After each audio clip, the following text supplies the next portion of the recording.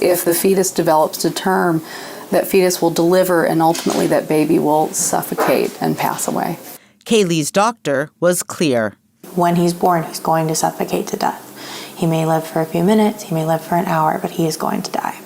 Her doctors said they could not perform an abortion, noting in her records termination is not legal in the state of Texas.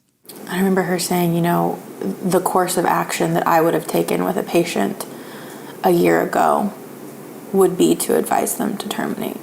She said that is the safest course of action for you, and it's the most humane course of action for him. The young lady you just heard from is Kailee DeSpains, who desperately needed an abortion after learning that the fetus she was carrying had severe abnormalities. And not only did the fetus have severe abnormalities, bringing that fetus to term also meant that she was at a heightened risk of all sorts of complications that could impact her own health and even end her own life.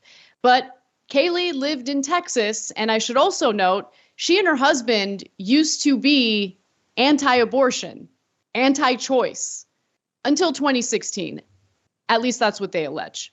Now, I say that because it's real easy to think of things in the abstract and think of yourself as a good person when you're, stripping other people of their rights in an effort to, in your mind, protect life.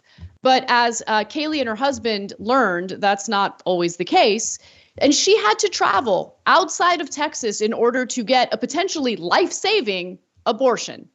Now, the fetus she was carrying had all sorts of issues, including an extra set of chromosomes, a severe brain defect, a severe heart defect, and the fetus's lungs were too small. They weren't developing correctly. Now, here is Kailee describing how her own life would be in danger if she was forced to carry this fetus to term. Now, if she stayed in Texas, she would be forced to. And again, it would have endangered her life. Let's watch.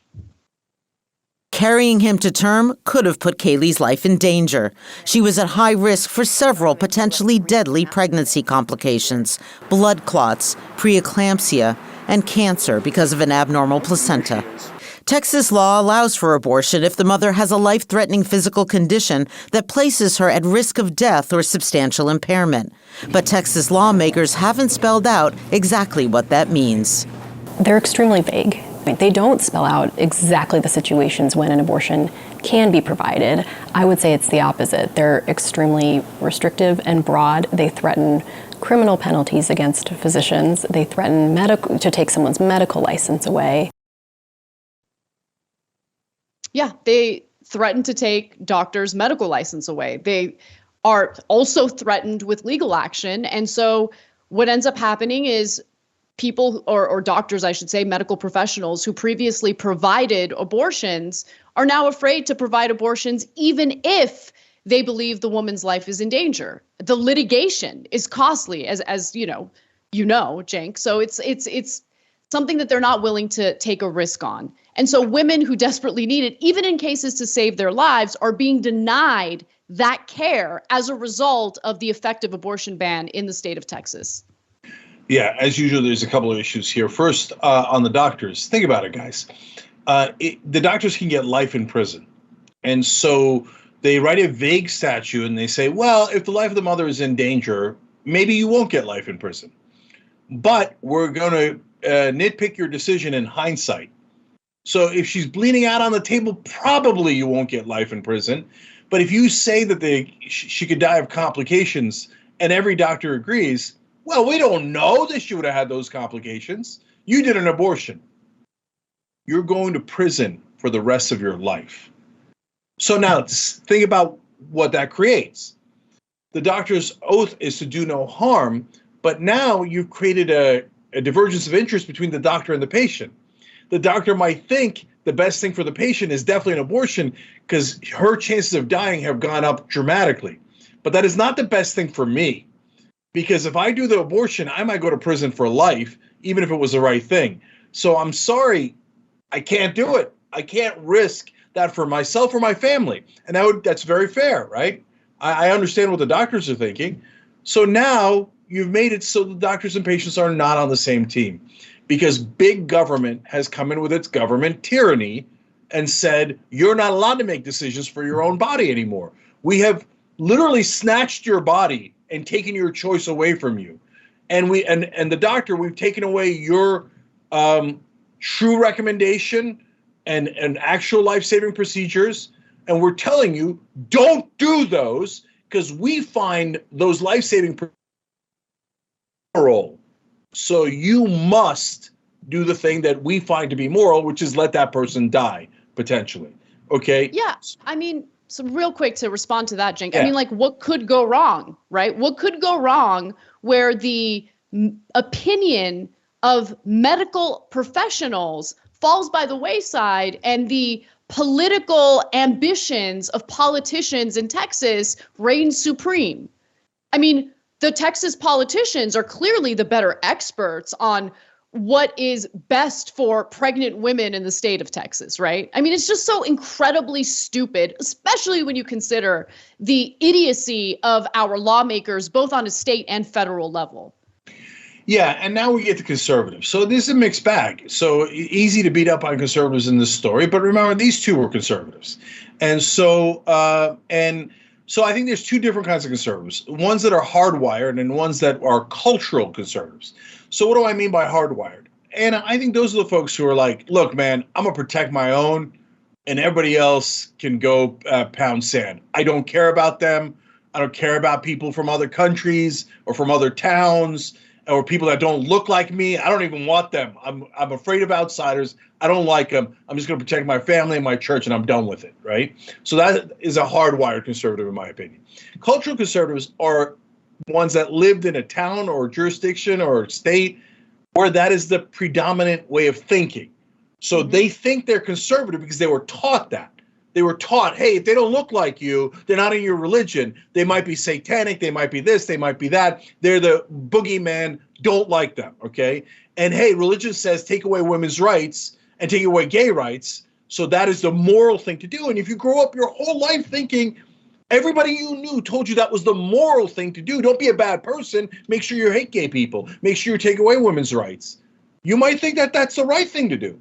And so either way, when something happens to a conservative, for the first time, they realize, oh, that takes away my rights too. Okay, no, I'm not in favor of that. There's this legislator who did a great speech in South Carolina who's a Republican.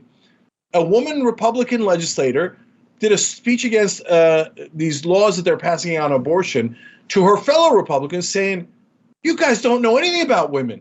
And you're going to come tell me how to regulate my body?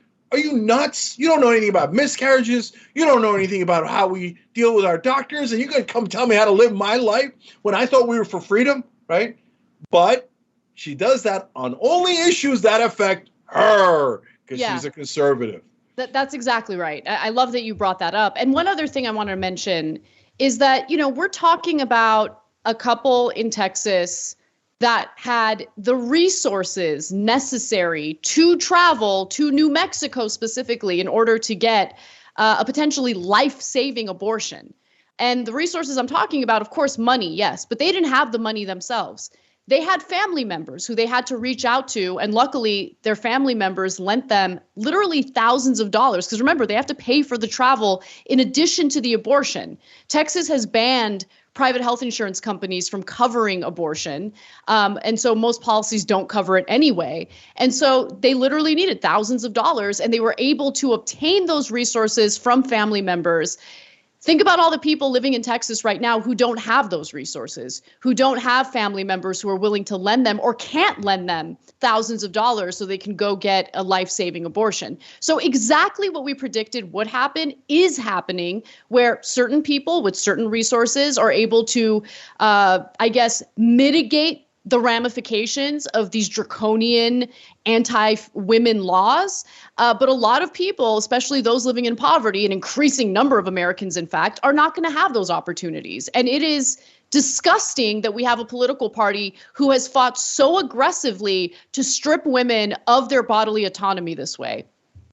Yeah, and they said that, look, they could afford it only because they had family and friends that could help them, but they're hurt, dog. Don't ask them if they're all right, because conservatives are not immune from normal economic forces in this country. They're also getting low wages. They also don't have health care. So they had to borrow the $3,500 for the operation from what Cade, the husband, described as the epitome of a Trump fanboy. But you know how he convinced them?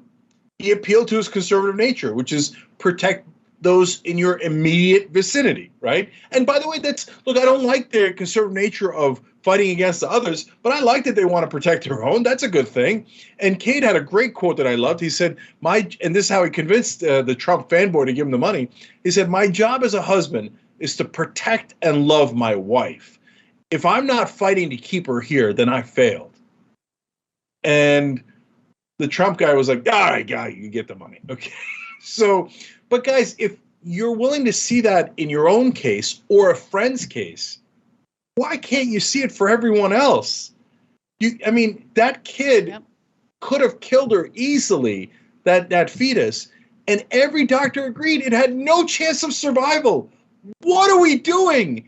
And the mom said at the end, she was absolutely clear she needed to do it. She even thought about bringing it to term, and so that it could die in her arms, because they're so desperate for a baby. She's had 4 miscarriages. They're pro-life. They really, really want a baby, right? But she said she didn't want her baby dying, gasping for breath. Don't do this to women. This is crazy. We've got to turn around, and we've got to turn around now.